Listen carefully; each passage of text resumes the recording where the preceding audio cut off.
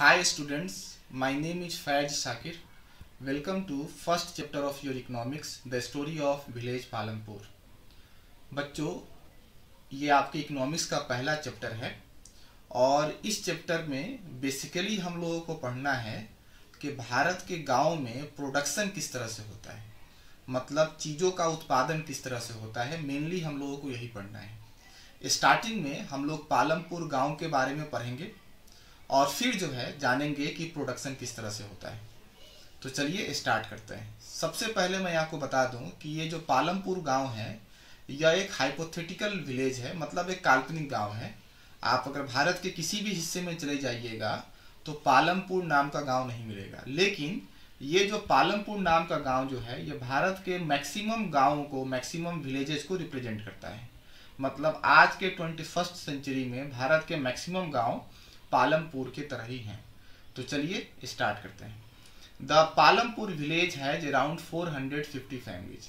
कहता है कि पालमपुर जो गांव है इसमें 450 परिवार के लोग रहते हैं, 450 फैमिलीज के लोग रहते हैं।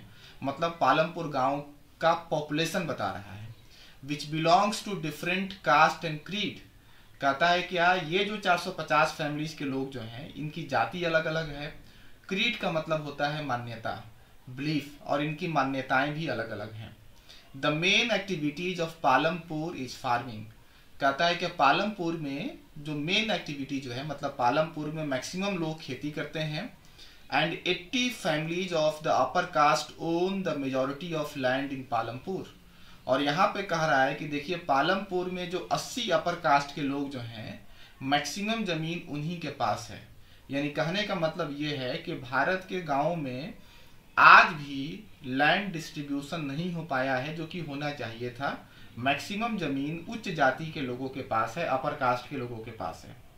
There are other activities in Palampur like dairy, transport, small scale manufacturing etc।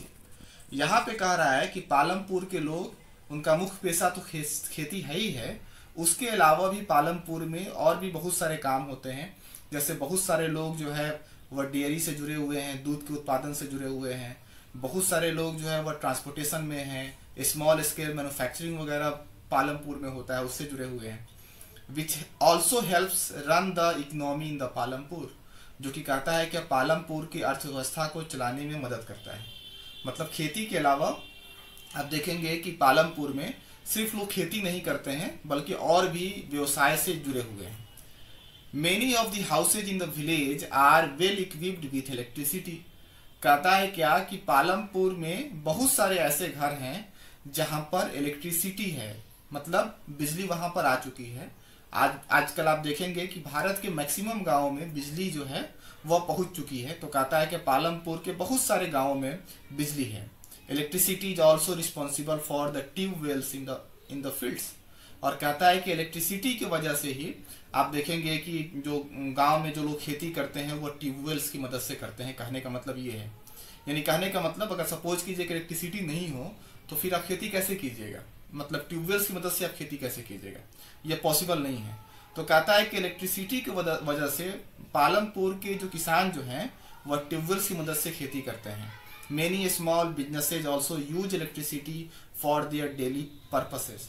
कहता है कि बहुत सारे जो छोटे मोटे व्यवसायी जो हैं, जो बिजनेसमैन जो हैं गांव में, वह इलेक्ट्रिसिटी का इस्तेमाल करते हैं अपने रोजमर्रा की जिंदगियों में। For education Palampur has 2 primary school. कहता है कि आप देखेंगे कि पालमपुर में एजुकेशन के लिए आप देखेंगे कि 2 प्राइमरी स्कूल्स हैं और 1 हाई स्कूल है। Besides this there is also a primary health care centre. कहता है कि उसके अलावा पालमपुर में एक प्राइमरी हेल्थ केयर सेंटर भी है which is run by the government, जो सरकार के द्वारा चलाया जाता है। And also 1 private dispensary. और कहता है क्या एक प्राइवेट डिस्पेंसरी भी है। तो बच्चों आज के इस वीडियो में हम लोगों ने पढ़ा थोड़ा सा पालमपुर के बारे में और जो है समझने का हमने कोशिश किया कि भारत के मैक्सिमम गांव किस तरह से हैं। अगले वीडियोज में हम लोग समझेंगे कि भारत के गांव में प्रोडक्शन किस तरह से होता है।